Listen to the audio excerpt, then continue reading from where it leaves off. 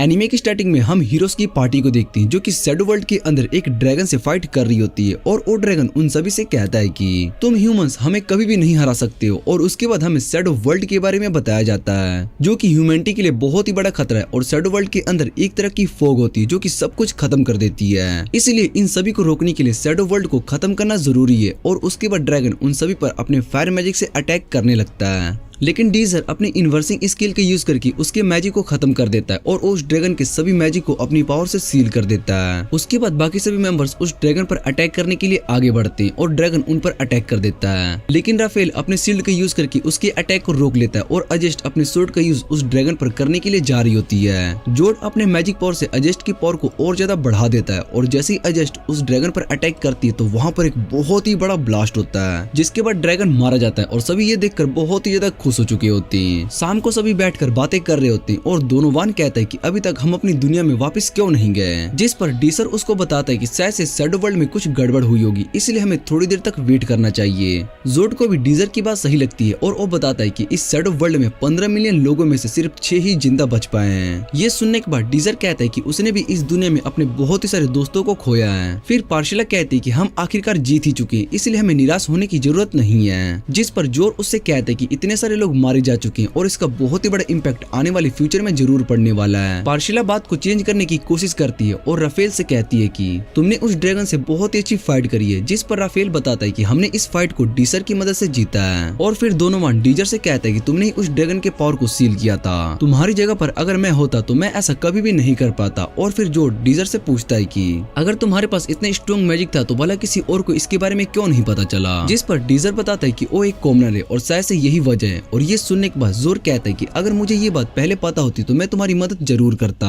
Rafale सभी से उनके आगे के गोल के बारे में पूछता है और वो सभी अब क्या करने वाले हैं, जिस पर पार्शिला बताते कि वो सभी वॉरियर की मेमोरीज के लिए एक बड़ा सा टेंपल बनाएगी। फिर राफेल अजेस्ट से उसके आगे के प्लान के बारे में पूछता है और अजेस्ट उसको कुछ भी नहीं बताती है। और उसके बाद वो डीजर से पूछता है। डीजर रोमांटिका को याद करने लगता है और कहता है कि मैंने अभी इसके बारे में कुछ भी नहीं सोचा, इसीलिए मैं तुम्हें बाद में बता दूंगा। तभी वो पीछे देखते हैं और ड्रैगन दोबारा से उठ चुका होता है और जोड बताता है कि ड्रैगन की हार्ट की वजह से शायद ऐसा हो रहा है। मैंने इसके बारे में पढ़ा था कि ड्रैगन का हार्ट जब पंप होना बंद हो जाता है तो वो पूरी बॉडी में माना ट्रांसफर करना शुरू कर देता है, जिससे कि वो बहुत ही बड़ा ब्लास्ट हो सकता है। और इधर ड्रैगन की बॉडी ब्लास्ट होने वाली होती है कि तभी वो सभी अपने आप को बचाने के लिए एक बैरियर बना लेते हैं। जोड बताता है कि शायद से अब हम नहीं बच सकते। और जब डीजर अपने इनवर्स मैजिक का यूज करने के लिए जा ही रहा होता है कि तभी वो देखता है कि वो अपने मैजिक का यूज नहीं कर पा रहा है। डोनोवान कहता है कि इसका कोई भी फायदा नहीं है और उसके बाद वहाँ पर एक बहुत ही बड़ा ब्लास्ट होता है। और जब डीजर को होश आता है तो वो खुद को एक एकेडमी के अंदर देखकर बहुत ही हैरान हो जाता है। फिर वहाँ पर इंस्ट्रक्टर ब्रिगेड सभी न्यू स्टूडेंट्स को एकेडमी के बारे में बताती है। इस एकेडमी में सिर्फ 600 स्टूडेंट्स ही आ सकते हैं और उन सभी को एक टेस्ट पास करना होगा। वो टेस्ट शैडो वर्ल्ड के अंदर होगा और तुम्हें इस आगे की एकेडमी सारी बात तुम्हें सीनियर बता देंगे। इसी के साथ हाइबेरियन एकेडमी का ईयर 1314 शुरू हो चुका है। और ये सुनने के बाद डीजर बहुत ही ज्यादा हैरान हो जाता है और उसको समझ में नहीं आ रहा होता कि वो वापिस से पास्ट में कैसे आ चुका है। फिर वो सोचने लगता है कि इसके 2 साल बाद हम शैडो वर्ल्ड के अंदर गए थे, जहाँ पर हमने 10 सालों तक ड्रैगन से फाइट करी और हमारी इतनी ज्यादा मेहनत और सेक्रीफाइस सब वेस्ट हो गया। इसी बात को सोचकर डीजर रोने लगता है और उसके बाद डीजर बाहर आ जाता है, जहाँ पर एक लड़की उसके पास आती है और वो डीजर से कहती है कि मैं तुम्हें ही ढूंढ रही थी, तुम्हारा नाम डीजर है ना, जिस पर डीजर हाँ कहता है और परेशानी के लिए माफी मांगता है। वो लड़की अपना नाम लाडोरिया बताती है और वो डीजर से कहती है कि मैं तुम्हारी सीनियर हूँ और मुझे तुम्हें गाइड करने का काम मिला है। फिर डीजर सोचने लगता है कि मुझे लाडोरिया के बारे में पता है, वो यहाँ पर एक फेयर मेज है, वो यहाँ की टॉप स्टूडेंट्स भी है और उसको फर्स्ट रैंकिंग भी मिला है। लाडोरिया डीजर की प्रोफाइल चेक करने लगती है, जिससे कि उसको पता चलता है कि डीजर एक कॉमनर है और ये सुनकर वो थोड़ी निराश हो जाती है। फिर वो डीजर से पूछती है कि तुम एक कॉमनर हो, जिस पर डीजर हाँ कह देता है और बताता है कि इस एकेडमी में कॉमनर भी ज्वाइन कर सकते हैं, जिस पर लाडोरिया उसको बताती है कि ये बात नहीं है, यहाँ पर कॉमनर को बीटा क्लास में रखा जाता है और नोबल स्टूडेंट्स को अल्फा क्लास में, चाहे वो कितने भी टैलेंटेड हो। डीजर कहता है कि उसको पहले से ये सारी बातें और वो सोचने लगता है कि किस तरह से ये एकेडमी कॉमनर और नोबल के बीच में डिफरेंस करती है, जिस वजह से बहुत ही सारे टैलेंट यहाँ पर वेस्ट हो जाते हैं क्योंकि यहाँ पर कॉमनर को पूरी एजुकेशन नहीं दी जाती है। फिर लाडोरिया डीजर को अपने साथ टेस्ट के लिए ले जाती है और डीजर वहाँ की फैसिलिटी को देखने लगता है, जो कि दिखने में बहुत ही अच्छी होती है। लाडोरिया डीजर से कहती है कि तुम इतने अच्छे फैसिलिटी को देखकर हैरान नहीं हो, जिस पर डीजर बताता है कि उसने ऐसी जगह पहले भी देख रखी है। ये सुनने के बाद लाडोरिया उससे कहती है कि तुम झूठ बोल रहे हो, ऐसी कोई जगह है ही नहीं। फिर वो दोनों आगे जाने लगते, तभी वहाँ वहाँ पर एक नोबल स्टूडेंट आता है और उसका नाम एल्हियम होता है। वो लाडोरिया को रुकने के लिए कहता है और डीजर लाडोरिया से पूछते है कि क्या आप इसको जानते हो,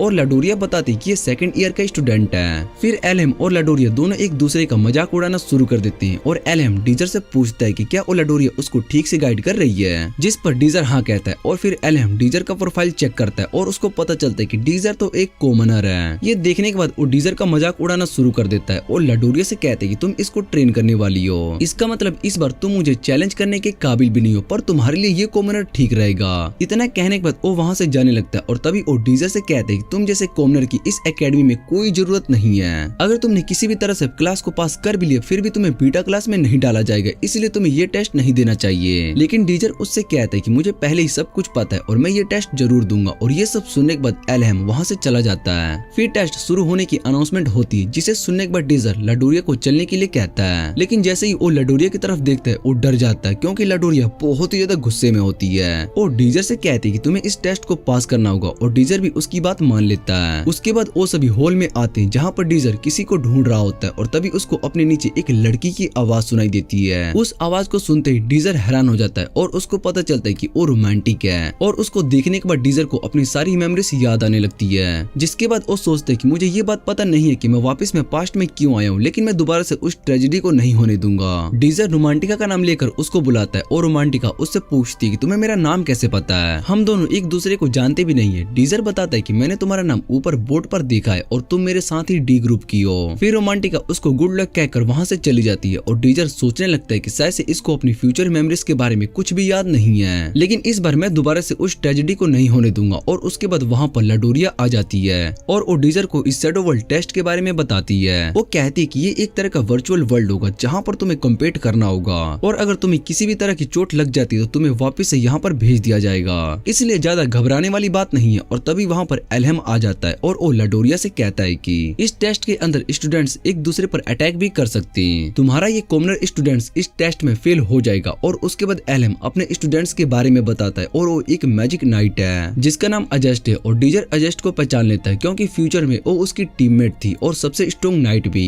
एल्हियम बताता है कि अजस्ट भी नोबल फैमिली से और इसको हराना इम्पॉसिबल है, इसलिए वो लाडोरिया का मजाक उड़ाकर वहाँ से जाने लगता है। डीजर भी अजस्ट को देखे जा रहा होता है और लाडोरिया फिर से गुस्से में डीजर से कहते कि तुम्हें ये टेस्ट को पास करना ही होगा, जिस पर डीजर उससे कहते कि मैं अपनी पूरी कोशिश करूंगा, इसलिए तुम्हें परेशान होने की जरूरत नहीं है। उसके बाद ग्रुप डी के सभी स्टूडेंट्स शैडो वर्ल्ड में आ जाते हैं और डीजर अजस्ट को देखकर सोचे जा रहा होता है कि क्या इसको अपनी फ्यूचर के बारे में पता होगा। तभी अजस्ट डीजर की तरफ देखते हुए उससे कहती है कि तुम्हारा नाम डीजर है, और ये सुनने के बाद डीजर हैरान हो जाता है। वो अजस्ट से पूछता है कि तुम्हें मेरा नाम कैसे पता, और अजस्ट बताती कि मैंने तुम्हारा नाम रिपोर्ट में पढ़ा था और तुम मुझे काफी देर से ही देखे जा रहे हो, लेकिन मुझे पता है कि तुम एक कॉमनर हो जिसका आगे कोई भी फ्यूचर नहीं है, और मैं तुम पर अटैक नहीं करूंगी क्योंकि मैं कमजोरों से फाइट नहीं करती हूँ। डीजर अजस्ट की इस बात पर कुछ भी नहीं कहता है और सोचने लगता है कि शायद से इसको भी कुछ याद नहीं है। फिर रेस शुरू हो जाती है और अजस्ट अपनी पूरी स्पीड से आगे बढ़ने लगती है और रोमांटिका और डीजर दोनों पीछे होते हैं। इस रेस के अंदर टॉप 3 ही विनर होने वाले हैं और रोमांटिका भागते हुए एक छोटे से बीस्ट को गिरा देती है और उससे माफी मांगने लगती है, जिसे देखकर डीजर उससे कहता है कि तुम अभी भी वैसी हो जैसे कि तुम पहली थी। और ये सुनने के बाद रोमांटिका डीजर से पूछती है तुम मुझे जानते हो, जिसे सुनने के बाद डीजर स्माइल करने लगता है और ये देखकर रोमांटिका को गुस्सा आ रहा होता है और डीजर से कहती है क्या तुम मुझ पर लाइन मारने की कोशिश कर रहे हो, पर डीजर कुछ भी नहीं कहता है और स्माइल करना शुरू कर देता है। और ये देखकर रोमांटिका को अब और भी ज्यादा गुस्सा आ रहा होता है। तभी उन पर अटैक होता है, लेकिन डीजर रोमांटिका को धक्का मारकर बचा लेता है और वो देखते हैं कि ये अटैक दूसरे स्टूडेंट्स ने नहीं किया।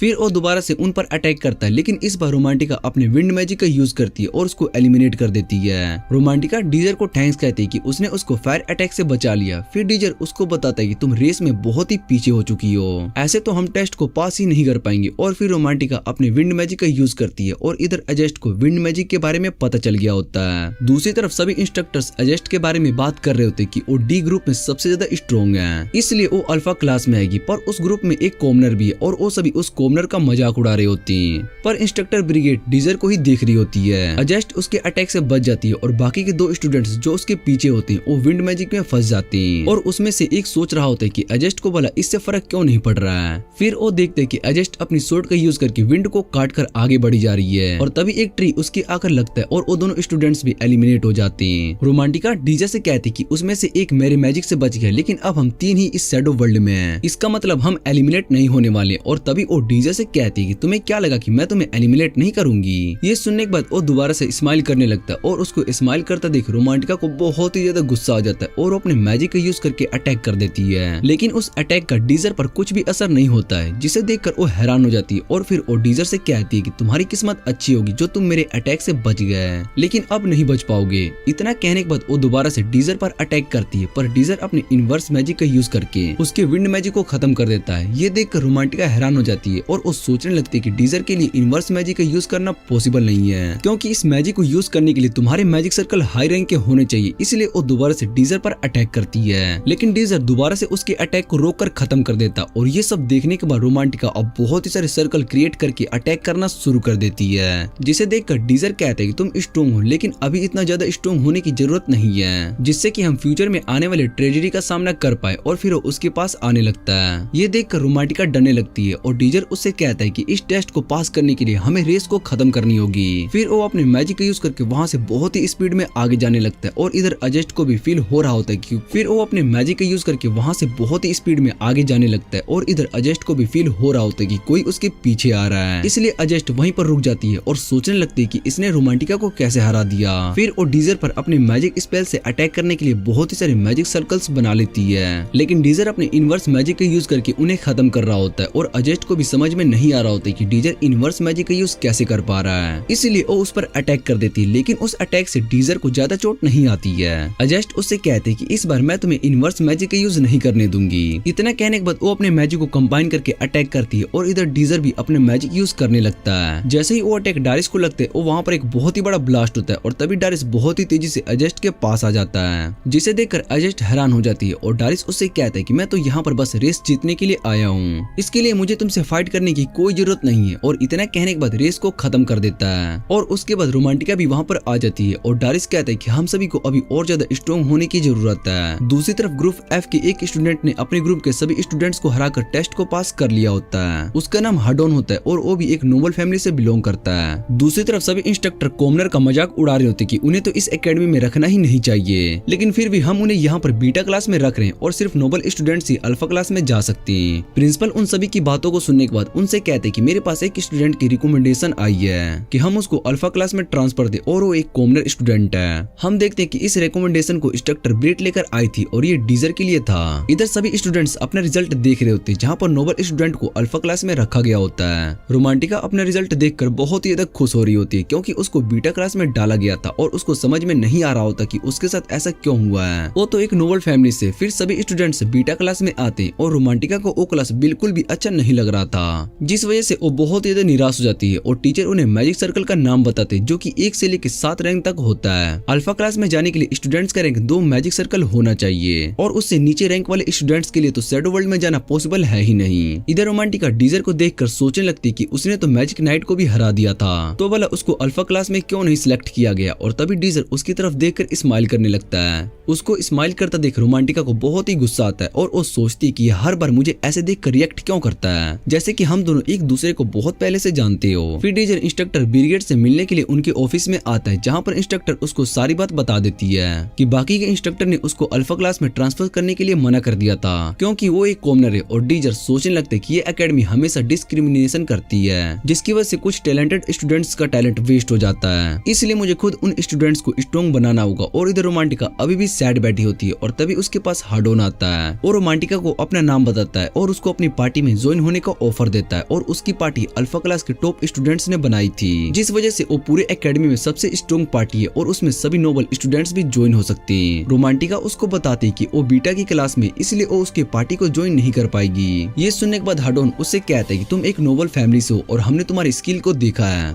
अगर तुम हमारी पार्टी को ज्वाइन करोगे तो हम अल्फा क्लास में भी आ सकते हैं। लेकिन रोमांटिका उसकी ऑफर को एक्सेप्ट नहीं करती है और तभी हाडोन रोमांटिका से कहता है कि मैं तुम्हारे साथ डेट पर चलना चाहता हूँ। और रोमांटिका ये सुनकर हैरान हो जाती है और फिर वो हाडोन से कहती है कि उसको इस बारे में सोचने के लिए थोड़ा टाइम चाहिए। और हाडोन मान जाता है और वो रोमांटिका को एक गिफ्ट देता है। और जैसे ही रोमांटिका उस गिफ्ट को देखती है, वो लेने से मना कर रही होती है, पर हाडोन उससे कहता है कि मेरी फैमिली में अगर हम किसी से प्यार करते हैं तो उसको गिफ्ट देना चाहिए। इतना कहने के बाद वो वहाँ से जाने लगता है और वो रोमांटिका से कहता है कि तुम मुझे अपना आंसर दे देना। इधर रोमांटिका उस गिफ्ट को देख रही होती है और तभी वहाँ पर डीजर आ जाता है और वो रोमांटिका से पूछता है कि तुम यहाँ पर किस लिए आई हो। डीजर बताता है कि मैं भी तुम्हें अपनी पार्टी पार्टी में ज्वाइन करने के लिए आया हूँ। और ये सुनने के बाद रोमांटिका उससे कहती कि मैं तुम्हारी पार्टी को भला क्यों ज्वाइन करूँ, जबकि मैं एकेडमी में सबसे स्ट्रॉन्ग पार्टी में आ सकती हूँ। और फिर डीजर रोमांटिका को एक लेटर देता है और उससे कहता है कि तुम इस लेटर को पढ़ने के बाद मुझे अपना आंसर दे देना। और रोमांटिका उससे पूछती कि इस लेटर में क्या लिखा है, जिस पर डीजर उसको कुछ भी नहीं बताता है और कहता है कि तुम्हें ये लेटर पढ़ना चाहिए। इतना कहने के बाद वो वहाँ से चला जाता है और उस लेटर को पढ़ने के बाद रोमांटिका बहुत ही ज्यादा गुस्सा हो जाती है। इधर डीजर सोच रहा होता है कि अब मुझे अपनी पार्टी में एक स्वॉर्डमैन चाहिए जो कि बहुत ही स्ट्रॉन्ग हो। और तभी उसकी नजर पार्क में बैठे एक लड़के पर जाती है। डीजर को याद आता है कि वो परम है जो कि सबसे स्ट्रॉन्ग स्वॉर्डमैन है और फ्यूचर में वो उसका टीममेट भी था। उसके बाद डीजर परम को देखने के लिए ग्राउंड में आ जाता है और वहाँ पर रोमांटिका भी आ जाती है। वो डीजर से लेटर के बारे में पूछती है और तभी डीजर उससे कहता है कि अभी तुम्हें उस लड़के के मैच पर फोकस करना चाहिए। रोमांटिका परम को देखकर बहुत ही ज्यादा खुश हो जाती है क्योंकि परम दिखने में बहुत ही क्यूट होता है। फिर परम फाइट करने के लिए एक सोर्ड निकालता है और ये देखकर डीजर सोचने लगता है कि परम को अपना हाइट के हिसाब से सोर्ड चलानी चाहिए, पर उसने एक बड़ी सी सोर्ड को चुना है। फिर परम की फाइट एक दूसरे नोबल स्टूडेंट के साथ होती है और परम उस पर अटैक करने लगता है, लेकिन वो स्टूडेंट्स परम के सभी अटैक को रोक रहा होता है। और रोमांटिका कहती है कि परम बहुत ही स्ट्रॉन्ग है, जिस पर डीजर बताता है कि वो अपनी सोर्ड का यूज ठीक से नहीं कर पा रहा और इस तरह से वो जल्दी थक जाएगा। परम उस स्टूडेंट पर एक अटैक करता है जिसे देखकर वो हैरान हो जाता है, लेकिन वो परम के अटैक से बच जाता है और परम उसको हरा देता है। परम अपनी हार को एक्सेप्ट कर लेता है, लेकिन उसके बाद वो स्टूडेंट परम को मारना शुरू कर देता है। ये देखकर डीजर ग्राउंड में आ जाता है और परम को प्रोटेक्ट करना शुरू कर देता है। वो उस स्टूडेंट से कहता है कि तुम अपनी फाइट जीत चुके हो, इसलिए तुम्हें इसे नहीं मारना चाहिए। पर वो स्टूडेंट डीजर को बीच में आने से मना कर रहा होता है, जिस पर डीजर उससे कहता है कि तुम इस बात से बहुत ही ज्यादा ऑफेंड हो कि परम तुमसे ज्यादा टैलेंटेड है। ये सुनकर वो स्टूडेंट्स और भी ज्यादा गुस्सा हो जाता है और डीजर पर अटैक कर देता है, लेकिन डीजर उसके अटैक को अपने हाथ से ही रोक देता है, जिससे कि वो शॉट टूट जाती है। और डीजर उस स्टूडेंट से गुस्से में कहता है कि तुम अपना मैच जीत चुके हो, इसलिए तुम्हें अब यहाँ से चले जाना चाहिए। और उसको गुस्से में देखकर वो स्टूडेंट्स भी डर जाता है और वहाँ से जाने लगता है। और डीजर से कहता है कि मुझे तुम्हारा फेस याद है, इसलिए मैं तुमसे बदला जरूर लूंगा। उसके बाद परम डीजर के हाथ पर पट्टी बांध रहा होता है और उसको थैंक्स कहता है कि तुमने मेरी मदद की। डीजर परम से कहता है कि तुम्हें उस फाइट के बारे में नहीं सोचना चाहिए और उसके बाद परम वहाँ से जाने लगता है। फिर रोमांटिका डीजर से उस लेटर के बारे में पूछती है कि तुम्हें मेरे सीक्रेट्स के बारे में कैसे पता चल गया।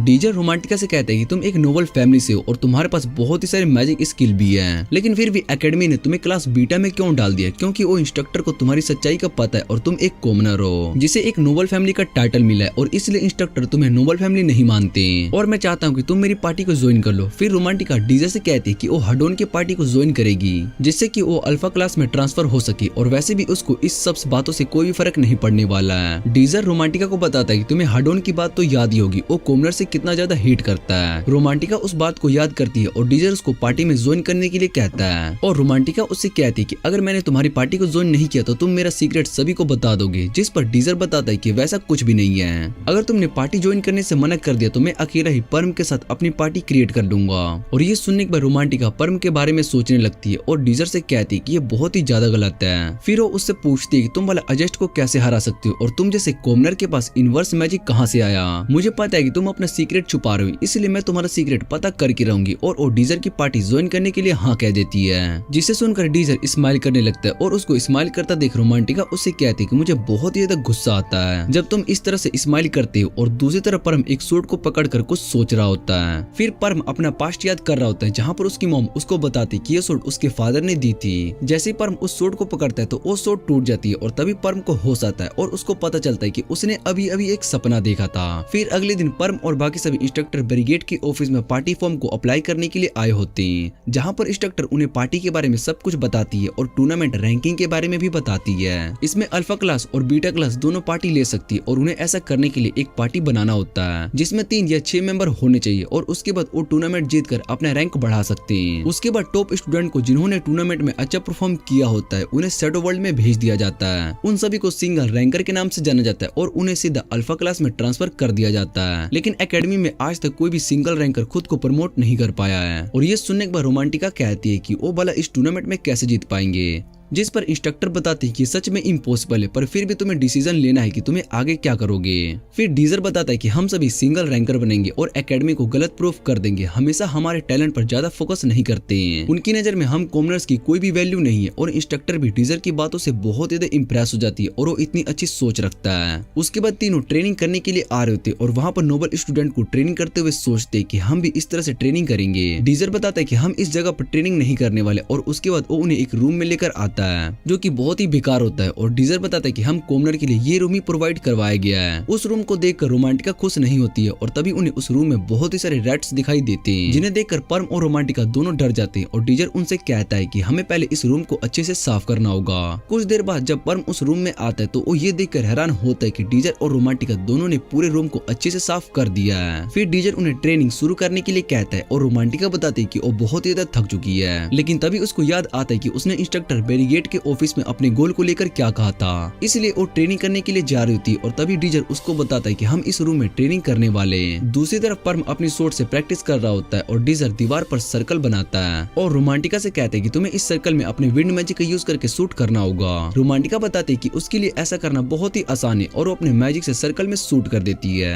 फिर डीजर उससे कहता है कि अब तुम्हें एक साथ सभी विंड को एक सर्कल में शूट करना होगा, जिसे सुनने के बाद रोमांटिका बताती है कि ऐसा करना पॉसिबल है ही नहीं और डीजर उसको बताता है कि ये पॉसिबल है और उसके लिए तुम्हें बहुत ही ज्यादा प्रैक्टिस करनी होगी। डीजर याद करता है कि किस तरह से रोमांटिका फाइट में अपने मैजिक का यूज करती है और वो उससे कहता है कि तुम्हें बस अपने अटैक को एक्यूरेट करना होगा। फिर डीजर नीचे फ्लोर पर एक सर्कल बनाता है और रोमांटिका से कहता है कि तुम्हें इस बेल को उस सर्कल में डालना है। रोमांटिका उस बॉल को फेंकने के लिए जा रही होती है, तभी डीजर उसको बताता है कि तुम्हें अपने विंड मैजिक का यूज करके इस बॉल को उस सर्कल में डालना है। फिर रोमांटिका अपने विंड मैजिक का यूज करके बॉल को हवा में उड़ाने लगती है और ये देखकर वो बहुत ही ज्यादा खुश होती है। डीजर उससे कहता है कि तुम्हें बस इसी तरह से प्रैक्टिस करना होगा और ये बात सुनकर रोमांटिका खुश हो जाती है। फिर डीजर पर्म के पास आता है और पर्म डीजर से पूछते है क्या तुम मुझे शॉर्ट ट्रेनिंग देने वाले हो, जिस पर डीजर मना कर देता है और पर्म से कहता है कि मैं तुम्हें शॉर्ट ट्रेनिंग नहीं दे सकता हूँ क्योंकि तुम पहले ही बहुत ही अच्छे स्वॉर्डमैन हो। डीजर याद करता है कि फ्यूचर में पर्म सबसे स्ट्रॉन्गेस्ट स्वॉर्डमैन था और उसके बाद वो पर्म से पूछता है कि तुमने फाइट में बड़ी स्वॉर्ड का यूज क्यों किया, क्योंकि तुम ये बात बहुत ही अच्छे से जानते हो कि तुम्हारे लिए वो स्वॉर्ड परफेक्ट नहीं थी,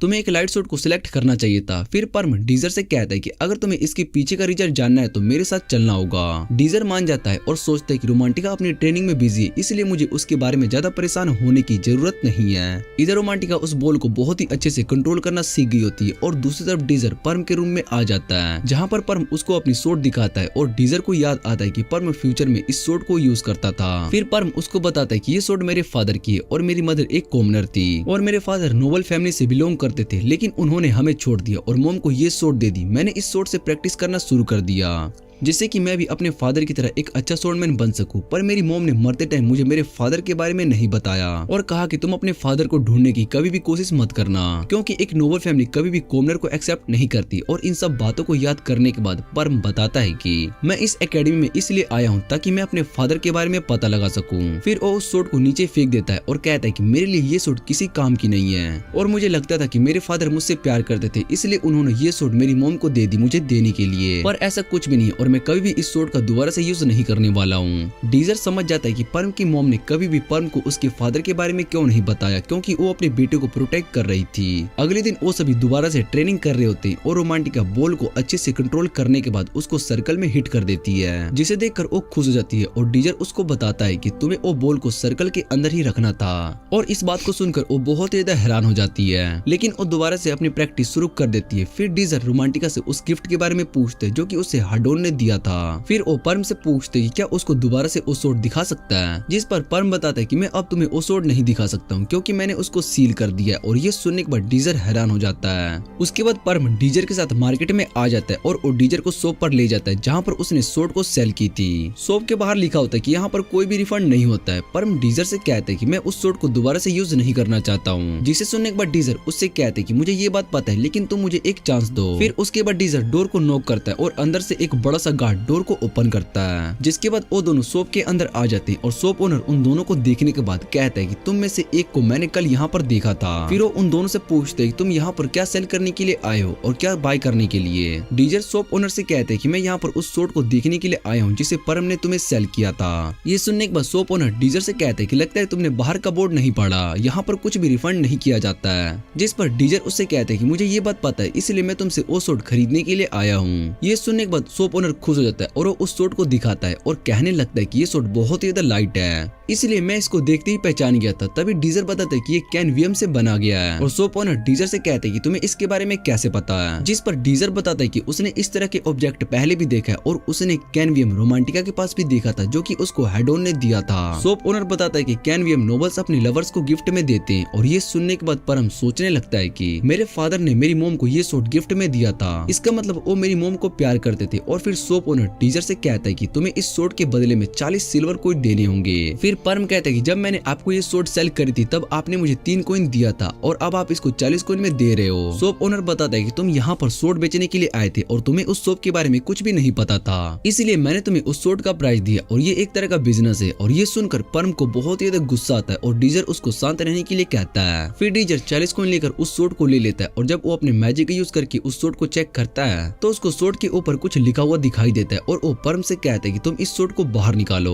जिसके बाद पर्म उस सोड को बाहर निकालता है और वो सोड बहुत ही ज्यादा लाइट और शाइन कर रही होती है। फिर डीजर कहता है कि ये सोड असल में वेनिकियम से बना हुआ है और ये सुनने के बाद शॉप ओनर हैरान हो जाता है और डीजर से पूछते हैं क्या सच में ये सोड वेनिकियम से बना हुआ है। और डीजर बताता है कि वेनिकियम स्टील से भी ज्यादा स्ट्रॉन्ग मटेरियल होता है और इसका वेट भी बहुत ही लाइट होता है। इसका यूज आर्मर्स और वेपन बनाने के लिए किया जाता है। और उसके बाद वो दोनों वहाँ से जाने लगते हैं। तभी गार्ड उन दोनों को रुकने के लिए कहता है और शॉप ओनर उनसे कहता है कि तुम दोनों को अब इस सोड को यहीं पर छोड़कर जाना होगा। फिर डीजर उस शॉप ओनर से कहता है कि तुमने अभी कहा था कि बिजनेस में सब कुछ चलता है और वैसे भी मैंने तुमसे कैडमियम सोड को खरीदा है जिसका प्राइस भी मैंने तुम्हें दे दिया और अब तुम्हें पता चल ही गया होगा कि ये सोड वेनिकियम की है, तो तुम इसे वापस लेने की कोशिश कर रहे हो। तभी वो गार्ड डीजर पर अटैक करता है लेकिन डीजर उसके अटैक से बच जाता है और ये देखने के बाद वो दोबारा से डीजर पर अटैक करने के लिए आता है। लेकिन पर्म उसके सामने आ जाता है और वो डीजर से कहता है कि मैं तुम्हें प्रोटेक्ट करूंगा।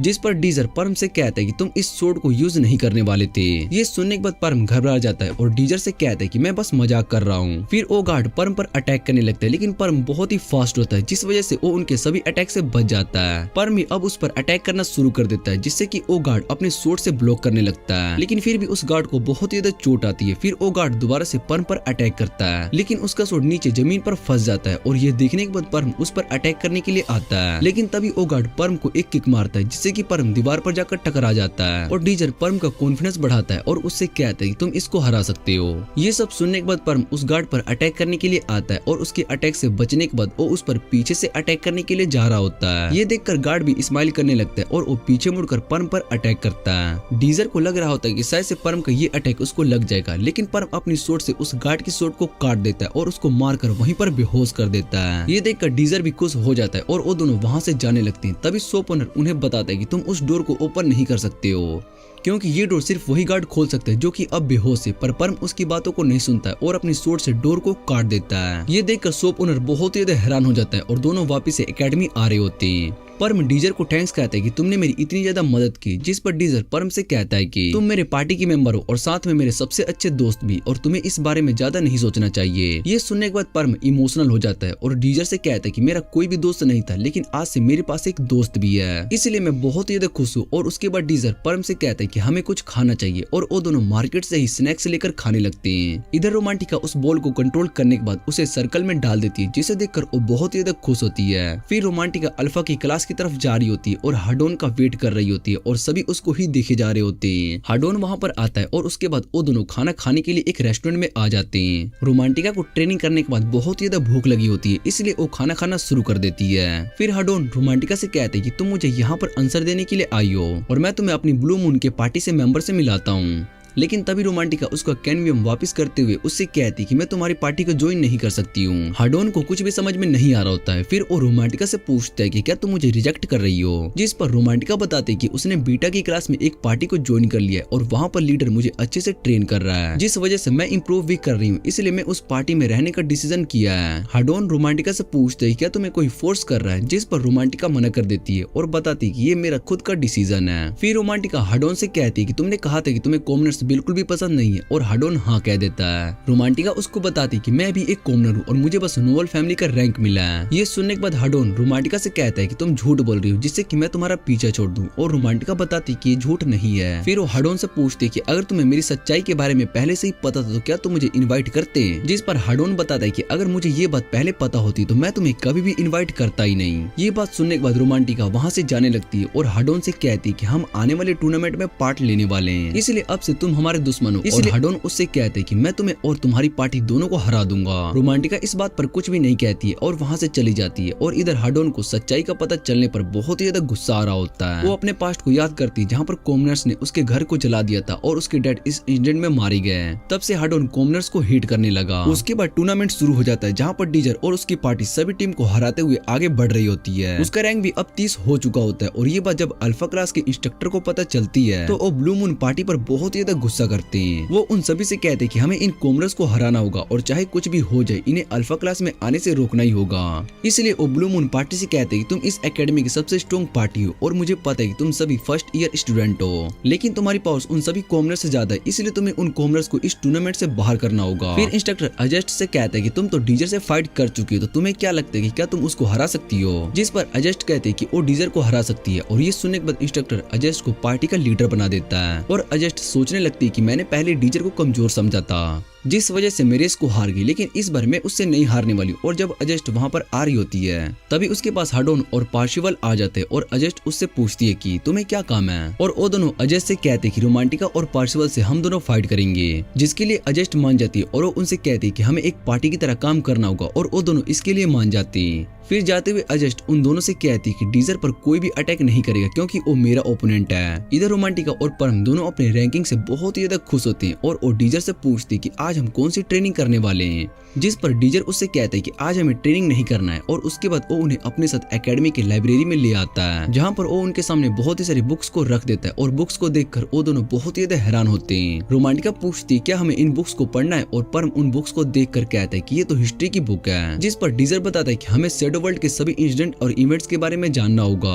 और इन बुक्स में हमें शैडो वर्ल्ड के रिलेटेड सारी इन्फॉर्मेशन मिल सकती है। ये सुनने के बाद रोमांटिका बहुत ही ज्यादा परेशान हो जाती है और जोर से चिल्लाती है। फिर डीजर उसको शांत रहने के लिए कहता है और बताता है कि हम लाइब्रेरी में हैं, इसलिए हमें यहाँ पर चुप रहना होगा। और फिर रोमांटिका डीजर से कहती है कि हमें कैसे पता चलेगा कि शैडो वर्ल्ड में भला किस तरह की इवेंट आ सकती है? तुमने हमें जो बुक्स पढ़ने के लिए दी, अगर इनमें उन इवेंट्स के बारे में कुछ नहीं हुआ तो, जो अगर शैडो वर्ल्ड में आएंगे। और ये सुनने के बाद डीजर कहते हैं कि रोमांटिका की बात सही है, पर मैं नहीं चाहता कि तुम दोनों को सारी बुक्स पढ़ना पड़े, लेकिन अगर रोमांटिका यही चाहती है तो तुम दोनों को उस सेल्फ में रखी सारी बुक्स को पढ़नी होगी। ये सुनकर अब वो दोनों और भी ज्यादा हैरान हो जाते हैं और चुपचाप वो बुक्स को पढ़ना शुरू कर देते हैं जो डीजर ने उन्हें दिया था। डीजर सोच रहा होता है कि मुझे सारे इवेंट्स के बारे में पता है जो कि शैडो वर्ल्ड के अंदर आ सकती है, इसलिए मैंने तुम्हें उससे रिलेटेड सारी बुक दे दी। और फिर रोमांटिका देखती है कि परम डीजर की तरफ देखे जा रहा होता है। वो परम का मजाक उड़ाना शुरू कर देती है, जिस वजह से उसकी बुक्स जाकर डीजर के सर पर लगती है। और डीजर उन दोनों से कहता है कि अभी तुम्हें अपनी पढ़ाई पर फोकस करना चाहिए। वो दोनों डीजर की स्माइल को देखकर डर जाते हैं और पढ़ने लगते हैं। फिर कुछ टाइम के बाद शाम को अजस्ट डीजर के पास आती है और डीजर को वहाँ पर देखकर अजस्ट से कहता है कि तुमने ब्लू मून पार्टी को ज्वाइन किया है और वैसे भी तुम बहुत ज्यादा स्ट्रॉन्ग हो, इसलिए तुम इस पार्टी को डिजर्व करती हो। और अजस्ट डीजर से कहती है कि मैं यहाँ पर तुमसे कुछ इंपॉर्टेंट बात करने के लिए आई हूँ। जिसके बाद वो कहने के लिए जा ही रही होती तभी डीजर उससे कहता है कि तुम मुझे कल के टूर्नामेंट के लिए चैलेंज करने के लिए आई हो।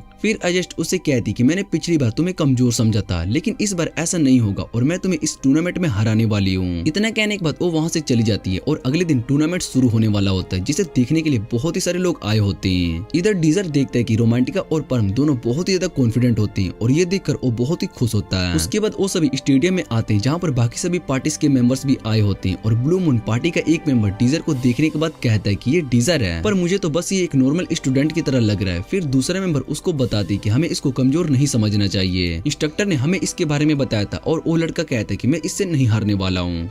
इसके बाद अनाउंसमेंट होती कि जो भी शैडो वर्ल्ड के इंसिडेंट को पास करेगा उसको सबसे ज्यादा पॉइंट्स दिए जाएंगे और लास्ट में 9 स्टूडेंट्स को सिंगल रैंक का टाइटल दिया जाएगा। फिर रोमांटिका कहती है कि वो हमें इंसिडेंट के बारे में भी नहीं बता रहे हैं। और डीजर कहता है कि इंसिडेंट को ढूंढना भी इस टूर्नामेंट का पार्ट है। परम कहता है कि यहाँ पर तो बहुत ही सारे स्टूडेंट्स हैं और हमारी रैंक उन सभी से बहुत ही नीचे है। डीजर कहता है कि सिंगल रैंकर बनने के लिए हमें सभी इंसिडेंट को पास करना होगा और बाकी सभी स्टूडेंट्स को भी एलिमिनेट करना होगा। फिर शैडो वर्ल्ड के रूल्स को बताया जाता है कि कोई भी स्टूडेंट्स दूसरे स्टूडेंट्स पर अटैक करके उन्हें एलिमिनेट कर सकता है। उसके बाद पोर्टल ओपन हो जाते हैं और सभी स्टूडेंट्स उस पोर्टल के अंदर जाने लगते हैं, जिससे कि वो सभी शैडो वर्ल्ड में ट्रांसफर हो सके। इधर हम डीजर को देखते हैं जो कि शैडो वर्ल्ड में आने के बाद सोचता है कि सबसे पहले मुझे पर्म और रोमांटिका को ढूंढना होगा। जैसे ही वो आगे जा रहा होता है तभी उस पर आइस मैजिक से अटैक होता है जिससे कि डीजर बच जाता है। फिर वहाँ पर ब्लू मून पार्टी की वही लड़की आ जाती जो कि कुछ देर पहले डीजर के बारे में बात कर रही थी। वो अपने आइस मैजिक का यूज करके डीजर पर अटैक करती जिससे कि डीजर अपने फायर मैजिक से रोक देता है। फिर वो लड़की एक साथ दो मैजिक का यूज करके डीजर पर अटैक करना शुरू कर देती है और डीजर से कहती है कि तुम कॉमनर्स कभी भी इस तरह के अटैक नहीं कर सकते हो। लेकिन डीजर उसके अटैक को रोक देता है और तभी वो लड़की अपने मैजिक से वहाँ पर टोर्नेडो ला देती है। फिर डीजर अपने इनवर्स मैजिक का यूज करके उसके मैजिक को खत्म कर देता है और वो उससे कहता है कि तुम्हें अपने मैजिक को ठीक से कंट्रोल करना नहीं आता है, अभी तुम्हें बहुत ही प्रैक्टिस की जरूरत है। और इतना कहने के बाद वो अपने आइस मैजिक का यूज करके उस पर अटैक कर देता है। वो लड़की उसके अटैक को रोकने के लिए बैरियर बना लेती है पर वो बैरियर उस अटैक को नहीं रोक पाता है और वो अटैक लगने के बाद वो लड़की एलिमिनेट हो जाती है। फिर डीजर कहता है कि मुझे जल्दी से अपने टीममेट्स को ढूंढना होगा। इसी के साथ पार्ट 1 यहीं पर एंड हो जाता है। तो मिलते हैं इसके अगले पार्ट में। अगर आपको इसका अगला पार्ट चाहिए तो मुझे कमेंट में जरूर बता देना और वीडियो अच्छी लगे तो वीडियो को लाइक करके चैनल को सब्सक्राइब जरूर कर लेना। तो मिलते हैं इसके अगले पार्ट में।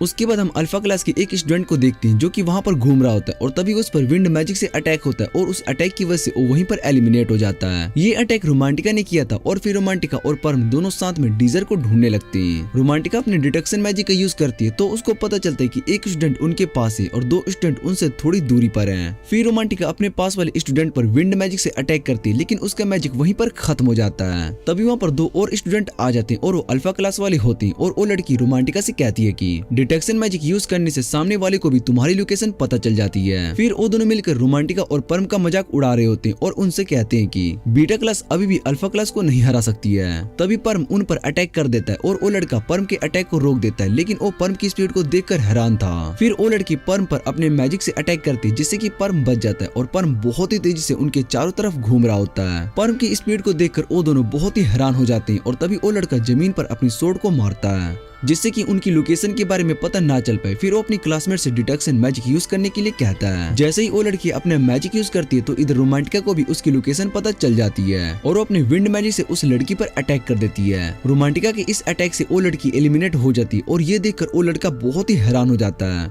फिर रोमांटिका उस लड़के से कहती है कि पहले तुमने अपनी लोकेशन को हाइड किया था लेकिन बाद में तुम्हारी क्लासमेट ने डिटेक्शन मैजिक का यूज किया जिससे कि मुझे भी तुम्हारी लोकेशन का पता चल गया। फिर पर्म उस लड़के से कहते हैं कि तुम्हें फाइट से अपना ध्यान नहीं हटाना चाहिए और उस पर अटैक कर देता है लेकिन वो उसके अटैक से बच जाता है और तभी रोमांटिका अपने विंड मैजिक से अटैक करके उसको भी एलिमिनेट कर देती है। पर्म और रोमांटिका दोनों अपनी जीत से बहुत ही खुश हो जाते हैं और पर्म बताते हैं कि डीजर की ट्रेनिंग के बाद हम दोनों पहले से बहुत ही स्ट्रॉन्ग हो चुके हैं। तभी रोमांटिका गुस्से में डीजर को बाहर आने के लिए कहती है और डीजर वहाँ उन दोनों के सामने आता है और वो उनसे कहता है कि तुम दोनों पहले से बहुत ही स्ट्रॉन्ग हो चुके हो। रोमांटिका सोच रही होती कि मैं ट्रेनिंग के बाद डीजर से बहुत ही स्ट्रॉन्ग हो चुकी होंगी पर डीजर ने उसके मैजिक को दोबारा से इन्वर्स कर दिया। फिर डीजर रोमांटिका के सर पर अपना हाथ फेरते हुए उसकी तारीफ कर रहा होता है और इन सब से रोमांटिका को बहुत ही ज्यादा गुस्सा आ रहा होता है। उसको ऐसा लग रहा होता है कि डीजर उसको अपना पेट समझ रहा है। डीजर देखता है कि शैडो वर्ल्ड का टाइम अब ओवर होता जा रहा है और दूसरी तरफ स्टूडेंट का ग्रुप एक स्टूडेंट को एलिमिनेट कर देता है। इधर डीजर रोमांटिका और पर्म दोनों को बताते हैं कि शैडो वर्ल्ड से बाहर निकलने के लिए दो रास्ते। पहला हमें शैडो वर्ल्ड को क्लियर करना होगा, दूसरा हमें बाकी के स्टूडेंट्स को एलिमिनेट होने तक का वेट करना होगा जिससे कि सिर्फ 9 स्टूडेंट्स इस शैडो वर्ल्ड के अंदर बच पाएंगे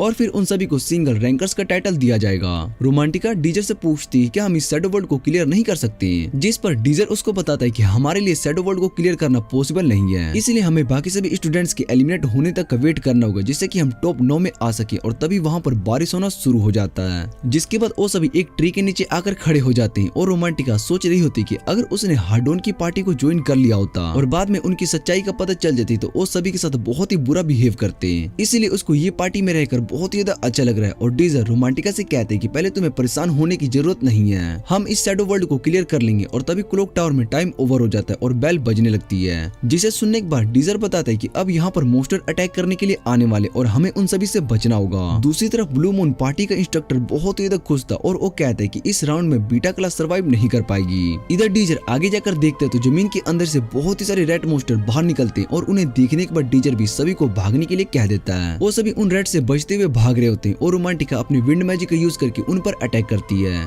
लेकिन उस अटैक से उसको ज्यादा फर्क नहीं पड़ता है क्योंकि वो बहुत ही सारे मोस्टर होते हैं। डीजर सोच रहा होता है कि ये रेड मोस्टर ह्यूमन ब्लड को स्मेल करके रिएक्ट करते हैं और फिर वो बताता है कि हमें इसके लीडर को खत्म करना होगा। फिर वो अपने हाथ को काटकर ब्लड उनकी तरफ फेंकता है जिससे कि उन सभी रेड्स का लीडर आ जाता है और तभी रोमांटिका उस पर अपने विंड मैजिक से अटैक करती है, लेकिन उस रेड को इस अटैक से ज्यादा फर्क नहीं पड़ता है और डीजर रोमांटिका को बताता है कि अभी तुम उस मोस्टर को अपने मैजिक से नहीं हरा सकती हो। वो बहुत ही ज्यादा स्ट्रॉन्ग है और डीजर उन सभी को वहाँ से भागने के लिए कह देता है, लेकिन तभी डीजर उन रेड्स के ग्रुप के अंदर चला जाता है और दूसरी तरफ बाकी सभी स्टूडेंट्स भी इन रेड मोस्टर से फाइट कर रहे होते हैं। ब्लू मून के कुछ मेंबर्स भी रेड की वजह से एलिमिनेट हो चुके होते हैं और रेड टीम का लीडर अपने फायर मैजिक का यूज करते हैं। इधर पर्म उन रेड मोस्टर्स के अंदर होता है और उनके लीडर को ढूंढ रहा होता है और उसको पता चलता है कि रोमांटिका के अटैक के बाद वो कमजोर हो चुका है, इसलिए उनको खत्म करना आसान होगा। और दूसरी तरफ डीजर उन सभी रेड को हटा रहा होता है क्योंकि वो पर्म को लेकर बहुत ही ज्यादा परेशान था।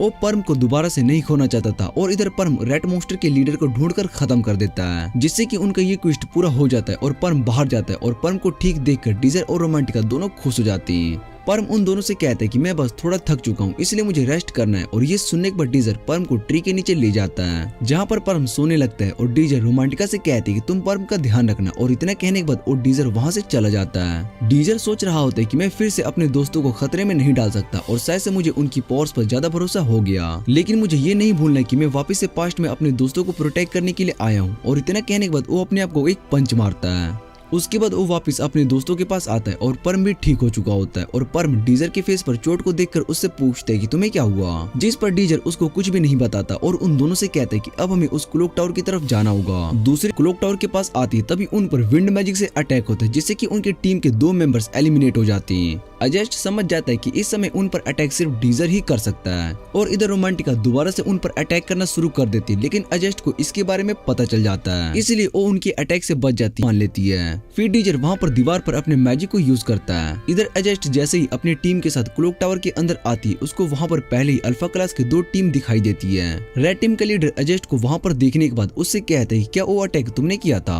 और ये बहुत ही शर्म की बात है, तुम एकेडमी के टॉप मेंबर्स होने के बाद भी हम पर छुप कर अटैक कर रही हो। हाडोन उन्हें बताता है कि हमने तुम पर कोई भी अटैक नहीं किया, लेकिन वो दोनों टीम हाडोन की बात नहीं मान रहे होते हैं। फिर अजेस्ट उनसे पूछती है कि तुम्हारे पास क्या प्रूफ है कि तुम पर अटैक हमने किया है, जिस पर रेड टीम का लीडर अजेस्ट से कहते हैं कि यहाँ पर सिर्फ तुम ही हो जो कि सभी मैजिक को यूज करना जानती हो। और अजेस्ट सोचने लगते हैं कि अगर अब मैंने सच नहीं बताया तो इन पर अटैक बीटा क्लास वालों ने किया है, तो भी ये मेरी बातों पर यकीन नहीं करने वाले और यही डीजर का प्लान था। वो असल में यहाँ पर हम सभी को आपस में लड़वाना चाहता था। फिर हाडोन और पास्कल भी फाइट के लिए रेडी हो जाते हैं और तभी अजेस्ट आगे आती है और उन दोनों से कहती है कि इन्हें मैं अकेले ही हरा सकती हूँ, जिसे सुनने के बाद रेड टीम का लीडर गुस्सा हो जाता है और अजेस्ट पर अपने फायर मैजिक से अटैक करता है। और ये सब देखने के बाद रेड टीम के मेंबर हंसते हुए कहते हैं कि तुमने हमारे लीडर की पावर को कम समझने की गलती की है। तभी अजेस्ट उसके पीछे आ जाती है और उसे एक किक मारती है जिससे कि वो दूर जाकर गिरता है और फिर अजेस्ट अपने मैजिक से उसकी टीम की एक लड़की को आइस में जमा देती है। ये सब देखने के बाद रेड टीम का लीडर ग्रीन टीम से मदद मांगता है और कहता है कि हमें सिंगल रैंकर बनने के लिए सबसे पहले इन्हें हराना होगा। ग्रीन टीम भी उसकी बात मानकर अजेस्ट पर अटैक करना शुरू कर देते हैं और अजेस्ट भी उन सभी से लड़ने लगती है। दूसरी तरफ डीजर और किस्सा से तुम्हारा प्लान फेल हो चुका है, जिस पर डीजर उसको बताता है कि मैंने सोचा नहीं था कि तुम सभी अल्फा क्लास के स्टूडेंट्स आपस में लड़कर एक दूसरे को एलिमिनेट कर दोगे, पर शायद से तुम्हें मेरा प्लान पता चल गया। और अजेस्ट डीजर से कैच के सामने आ जाते हैं और अजेस्ट आइस मैजिक का यूज करके डीजर को दूसरे फ्लोर पर ले जाती है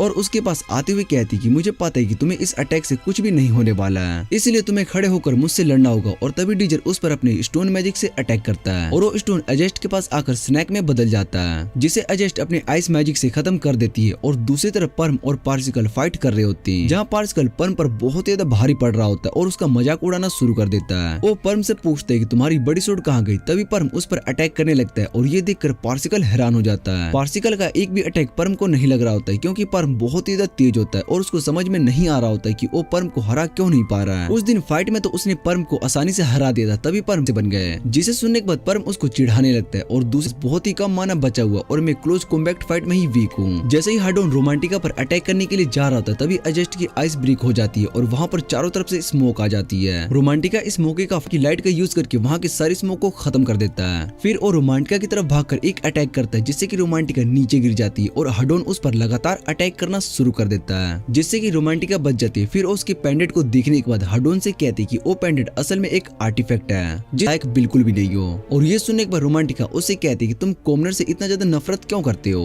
अगर हम अपने स्टेटस को साइड में रख देते तो हम इस एकेडमी के सिर्फ स्टूडेंट से। जिसे सुनने के बाद हाडोन और भी ज्यादा गुस्सा हो जाता है और रोमांटिका से कहती है कि तुम ये बात नहीं समझने वाली हो, हम नोबल्स बहुत ही स्ट्रॉन्ग होते हैं और तुम हमारे सामने कुछ भी नहीं। ये बात मैं तुम्हें हरा कर प्रूफ कर दूंगा। और इतना कहने के बाद वो रोमांटिका पर फायर मैजिक से अटैक करता है। जैसे ही रोमांटिका उसको ब्लॉक करने के लिए जा रही होती है तभी हाडोन उस पर एक और अटैक कर देता है, जिससे कि रोमांटिका दीवार में जाकर टकरा जाती है और उसको बहुत ही ज्यादा चोट आती है। ये देखने के बाद परम जल्दी से रोमांटिका के पास आता है और उससे पूछते है कि क्या तुम ठीक हो? जिस पर रोमांटिका उसको बताते है कि उसने अटैक को ब्लॉक करने की कोशिश की थी पर उसका माना खत्म हो चुका है और वो परम से कैरी स्टोर कर सकूं। परम इसके लिए मान जाता है और इधर हाडोन गुस्से में कहते हैं कि मैं सभी कॉमनर को अकेला ही हरा सकता हूँ। इतना कहने के बाद वो उन दोनों पर अटैक करने के लिए आगे बढ़ता है। परम भी उससे फाइट करने के लिए सामने आ जाता है पर हाडोन उसको पत्थर में बंद कर देता है, जिसे देखकर रोमांटिका हैरान हो जाती है। और जैसे ही हाडोन उस पर अटैक करने वाला होता है तभी परम उस पत्थर को काट कर बाहर आ जाता है और हाडोन पर अटैक करके उसको दूर फेंक देता है। पार्सकल हाडोन से कहते हैं कि मैं उस लड़की से फाइट करता हूँ, जिस पर हाडोन उसको मना कर देता है और कहता है कि तुम्हें इस फाइट में इन्वॉल्व होने की जरूरत नहीं है और मैं इन सभी को अकेला हरा सकता हूँ। जिस परम को पता होता है कि रोमांटिका उससे ये सब क्यों कह रही है, इसलिए वो रोमांटिका को बताता है कि हमने साथ में सिंगल रैंकर्स बनने का प्रॉमिस किया था, इसलिए मैं तुम्हें अकेला नहीं छोड़ने वाला हूँ। वैसे भी डीजर को हम पर पूरा भरोसा है। और उसके बाद रोमांटिका डीजर की बात को याद करने के बाद कॉन्फिडेंट हो जाती है और परम को थैंक्स कहती है। दूसरी तरफ अजस्ट डीजर पर अपनी आइस मैजिक से अटैक करती है पर डीजर अपने इनवर्स मैजिक का अटैक करके उसको खत्म कर देता है। फिर अजस्ट डीजर पर अटैक करने के लिए मैजिक सर्कल का यूज करती है, लेकिन डीजर उसके मैजिक सर्कल को भी खत्म कर देता है। और उसके बाद अजस्ट डीजर के पीछे आइस अटैक करती है, लेकिन डीजर उसको भी अपने इनवर्स मैजिक से खत्म कर देता है। और उसके बाद वो अजस्ट पर फायर मैजिक से अटैक करता है, जिससे कि अजस्ट बच जाती है और पीछे जाने लगती है। लेकिन तभी उसके पीछे से फायर अटैक होता है और अजस्ट खुद को आइस में फ्रीज करके प्रोटेक्ट कर लेती है। ये देखकर डीजर अजस्ट की तारीफ करता है कि तुम मेरे सभी अटैक से बहुत ही आसानी से बच गई। उसके बाद अजस्ट डीजर से पूछती है कि मैं कॉम्बैक्ट और मैजिक दोनों में तुमसे बहुत ही स्ट्रॉन्ग हूँ, पर मैं फिर भी तुम्हें हरा क्यों नहीं पा रही हूँ। इतना कहने के बाद वो डीजर पर अटैक करने के लिए आगे बढ़ती है और डीजर उस पर अपने फायर मैजिक से अटैक करता है, लेकिन अजस्ट उसके सभी अटैक से बचते हुए सीधा जाकर डीजर पर अटैक करती है या फिर नहीं। लेकिन मुझे बस इतना पता है कि मैं तुम्हें हराना चाहती हूँ। और इतना कहने के बाद वो सबसे स्ट्रॉन्ग मैजिक यूज करती है,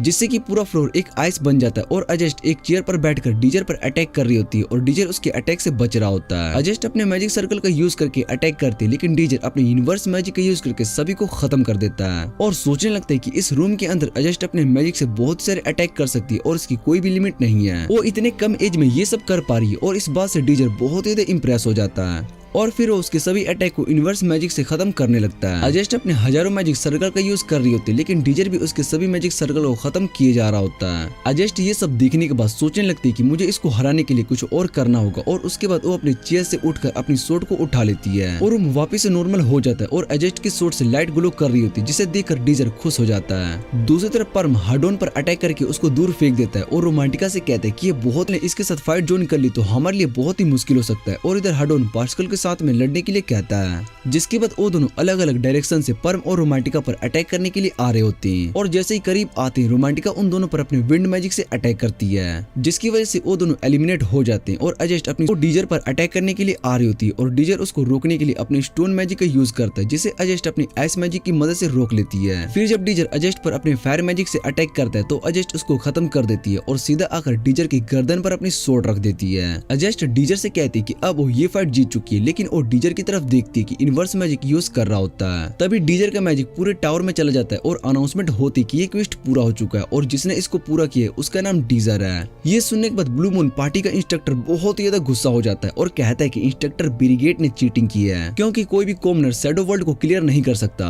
फिर प्रिंसिपल अपने पास खड़े टीचर से बात करके उनसे सिंगल रैंकर्स की लिस्ट लेता है और बताता है कि मैंने पहले सिंगल रैंकर्स की लिस्ट बना ली थी। जिसे सुनने के बाद एक इंस्ट्रक्टर प्रिंसिपल से पूछती है कि जब आप दूसरी तरफ उसके बाद अजस्ट उससे कहती कि फिर तुमने शैडो वर्ल्ड को क्लियर करने के बारे में सोचा। और डीजर बताता है कि मैं उस टावर में बहुत ही पहले आ चुका था, तब मैंने अपने मैजिक का यूज करके टावर को एनालाइज करना शुरू कर दिया, लेकिन मुझे पता चला कि अगर सभी क्लास के स्टूडेंट्स मुझसे फाइट करेंगे तो मैं हार जाऊंगा। इसलिए मैंने पहले ही सब कुछ प्लान कर लिया और अल्फा क्लास को वापस में लड़वाया, जिससे कि मुझे बहुत ही टाइम मिल सके।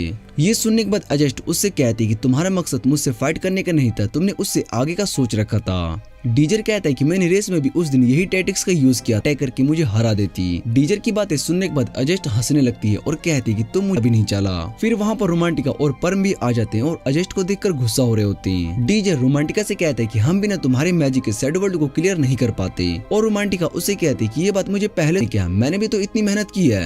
और डीजर उसके सर पर हाथ फेरते हुए उससे कहता है कि तुमने भी बहुत अच्छा परफॉर्म किया। फिर डीजर उन दोनों के सर पर अपना हाथ फेरने लगते हैं, जिससे कि वो दोनों खुश हो रहे होते हैं। लेकिन तभी रोमांटिक की तरह ट्रीट क्यों कर रहे हो? उन सभी को खुश देखकर अजस्ट भी स्माइल करने लगती है और वहाँ से जाने लगती है। तभी अजस्ट डीजर से पूछती है कि क्या वो भी उसके साथ ट्रेनिंग कर सकती है, जिस पर रोमांटिका साफ कहता है कि स्कूल खत्म होने के बाद हम साथ में ट्रेनिंग करेंगे। ये सुनने के बाद अजस्ट खुश हो जाती है और वहाँ से चली जाती है। शाम को वो सभी इंस्ट्रक्टर, ब्रिगेड की रोमांटिका दोनों बहुत ही खुश हो जाते हैं। फिर इंस्ट्रक्टर उन सभी से कहते हैं कि तुम सभी सिंगल रैंकर के लिए सिलेक्ट नहीं हुए हो, और ये सुनने के बाद रोमांटिका उदास हो जाती है। और तभी इंस्ट्रक्टर उनसे कहती है कि मैं तो तुम सभी से मजाक कर रही हूँ, और उसके बाद वो सभी खुश हो जाते हैं। फिर इंस्ट्रक्टर अपने पास्ट को याद करने लगती है, जब पहली बार डीजर उनके पास आया था और उनसे मैजिक सीखने की रिक्वेस्ट की थी, जिसके बाद इंस्ट्रक्टर ब्रिगेड ने डीजर को मैजिक सिखाया। अगले दिन सभी शॉपिंग करने के लिए आए होते हैं, जहाँ मॉल में रोमांटिका अपने कपड़े डिसाइड कर रही होती है। वो बहुत से ड्रेसेस चेंज करके परम और डीजर को दिखाती है और वो दोनों रोमांटिका की तारीफ करते हैं। फिर रोमांटिका एक अच्छी सी ड्रेस पहनकर बाहर आती है और डीजर कहता है कि उस पर बहुत ही अच्छी लग रही है, जिसे सुनकर रोमांटिका खुश हो जाती है। लेकिन तभी उसको पता चलता है कि डीजर असल में परम की तारीफ कर रहा होता है। ये देखकर रोमांटिका को बहुत ही ज्यादा गुस्सा आता है और उसके बाद परम डीजर के लिए टाई चूज कर रहा होता है, पर उसको कुछ भी समझ में नहीं आ रहा था कि उसको डीजर के लिए कौन सी टाई लेनी चाहिए। डीजर रोमांटिका से मदद मांगता है, पर रोमांटिका उसकी मदद करने से मना कर देती है। परम डीजर के लिए टाई सिलेक्ट करने के बाद वहाँ मॉल में गेम्स खेलने के लिए चला जाता है और इधर अजस्ट डीजर को पीछे से आवाज देती है। डीजर अजस्ट को वहाँ पर देखकर उससे पूछते कि तुम यहाँ पर क्या कर रही हो, जिस पर अजस्ट उससे कहती कि मुझे इस जगह पर आना अच्छा लगता है, इसलिए मैं कभी कभी यहाँ पर शॉपिंग के लिए आ जाती हूँ। और डीजर अजस्ट को उनके साथ ज्वाइन करने के लिए पूछता है। अजस्ट रोमांटिका और परम को गेम खेलते हुए देखकर डीजर से पूछती क्या तुम मुझे उस गेम के लिए चैलेंज कर रहे हो, जिस पर डीजर उससे कहते कि हम ये गेम फन के लिए खेलने वाले और इसलिए इसको सीरियस लेने की कोई जरूरत नहीं है।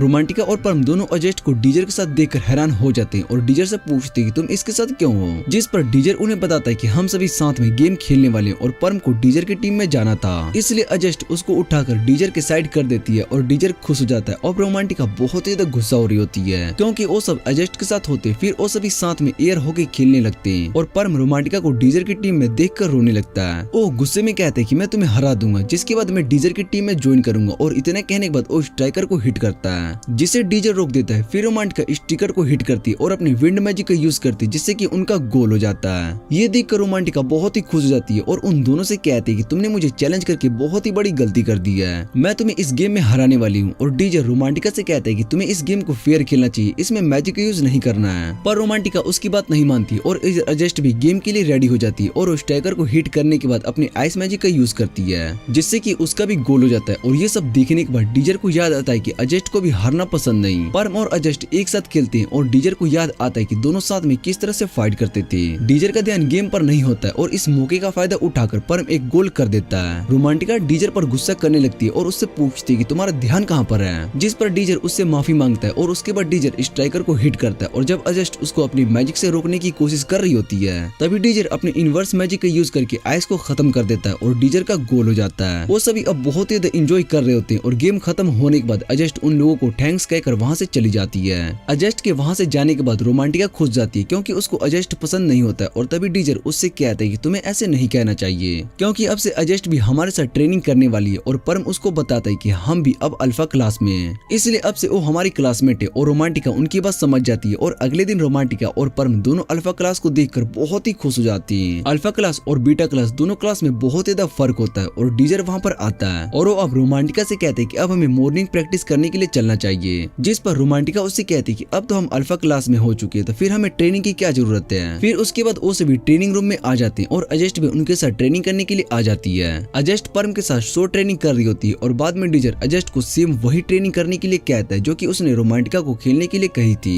अजस्ट अपने मैजिक का यूज करके बॉल को सर्कल में डालने की कोशिश करती है, लेकिन वो उसमें फेल हो जाती है। फिर रोमांटिका बॉल को सर्कल में आसानी से डाल देती है, जिसे देखने के बाद डीजर उसको अब 5 5 बॉल के साथ देखने के लिए कहता है। रोमांटिका 5 बॉल को भी एक ही सर्कल में डाल देती है और ये देखने के बाद डीजर उसको और भी ज्यादा बॉल को डालने के लिए कहता है, जिसे देखकर रोमांटिका अब डीजर पर गुस्सा करने लगती है और उसके बाद वो सभी इसी तरह से प्रैक्टिस करने लगती है। प्रैक्टिस खत्म होने के बाद एडजस्ट डीजर से कहते हैं कि तुम यहाँ पर सभी की स्किल को देखने के बाद उनके लिए ट्रेनिंग प्रोग्राम करते हो, जिस पर डीजर हाँ कहता है और फिर एडजस्ट वहाँ से चली जाती है। और इधर रोमांटिका ट्रेनिंग करने के बाद बहुत ही ज्यादा थक चुकी होती है, पर उससे कहता है कि अब हमें अपनी क्लास के लिए जाना होगा, जिसे सुनने के बाद रोमांटिका उससे कहती है कि मुझे भी रेस्ट करना है। फिर वो पूछती कि इतनी सुबह ट्रेनिंग करना जरूरी है, जिस पर डीजर उससे कहता है कि ये बहुत ही ज्यादा जरूरी है, क्योंकि आगे आने वाली सभी फाइट्स रियल होने वाली है और अगर हमने थोड़ी सी भी गलती कर दी तो हम सभी मारे जा सकते हैं। मैं नहीं चाहता हूँ कि तुम दोनों और भी ज्यादा स्ट्रॉन्ग बन सको। और रोमांटिका डीजर से कहती है कि हमें तुम पर पूरा भरोसा है। उसके बाद वो सभी क्लास में आ जाते हैं, जहाँ पर टीचर उन सभी को शैडो वर्ल्ड के बारे में बता रही होती है। शैडो वर्ल्ड इस दुनिया के लिए बहुत ही बड़ा खतरा है और सालों से इसने हमारी दुनिया को बहुत ही नुकसान पहुंचाया है, पर अभी हमारे जीतने के चांसेस 99% है, इसलिए शैडो वर्ल्ड को आसानी से क्लियर कर लेते हैं। हम शैडो वर्ल्ड को फैलने से रोकने के लिए मैजिक जेम का यूज करते हैं और हमें शैडो वर्ल्ड को क्लियर करने के बाद मिलती है। हम शैडो वर्ल्ड को फैलने से रोकने के लिए मैजिक जेम का यूज करते हैं, जो कि हमें शैडो वर्ल्ड को क्लियर करने के बाद मिलती है। इसके अंदर बहुत ज्यादा अमाउंट में माना होती है और उसको कंट्रोल करने के लिए हमने बहुत ज्यादा मैजिक टावर बनाया है और इस मैजिक जेम की मदद से हमें बहुत ही सारे रिसोर्सेस भी मिलते हैं। टीचर फिर से उनसे सवाल पूछती कि उस माना टावर को किसने इन्वेंट किया था और रोमांटिका क्लास में सो रही होती है। टीचर रोमांटिका से ये क्वेश्चन पूछती है और तभी रोमांटिका उठ जाती है, पर उसको ये नहीं पता होता कि टीचर ने उससे सवाल क्या पूछा है। डीजे रोमांटिका को आंसर देता है और रोमांटिका टीचर को आंसर देती है, जो कि बहुत ही सही होता है। क्लास खत्म होने के बाद डीजर टीचर के पास आता है और उन्हें पार्टी के बारे में बताता है। टीचर ये बात सुनकर खुश थी कि डीजर एक सिंगल रैंकर है और वो डीजर से पूछती क्या ये लड़की भी सिंगल रैंकर है, जो कि अभी कुछ देर पहले सो रही थी। ये सुनने के बाद रोमांटिका हैरान हो जाती, फिर वो टीचर से गलती के लिए माफी मांगती है। डीजर टीचर से कहते हैं कि मुझे आपसे कुछ इंपॉर्टेंट बात करनी है और उसके बाद वो सभी टीचर के ऑफिस में आ जाते हैं, जहाँ टीचर डीजर से पूछते हैं क्या तुम्हारी पार्टी को सपोर्ट चाहिए और वो सपोर्ट के लिए टीचर से रिक्वेस्ट कर सकते हैं, लेकिन तुम बहुत ज्यादा लेट हो चुके हो। जिस पर डीजर टीचर से कहते हैं कि मैं उस बारे में आपसे बात करने के लिए नहीं आया हूँ। इतना कहने के बाद वो टीचर को एक नोट देता है जिसमें उसने पावर प्रोटेक्शन के बारे में लिखा होता है, जिसमें टीम के अपॉइंटमेंट करने की रिक्वेस्ट लिखी होती है। पर टीचर डीजर की इस रिक्वेस्ट को मना कर देती है और बताती कि मैं तुम्हें इसकी परमिशन नहीं दे सकती हूँ। फिर वो डीजर से पूछती है तुम वाला उस टावर को प्रोटेक्ट क्यों करना चाहते हो और डीजर टीचर से कहता है कि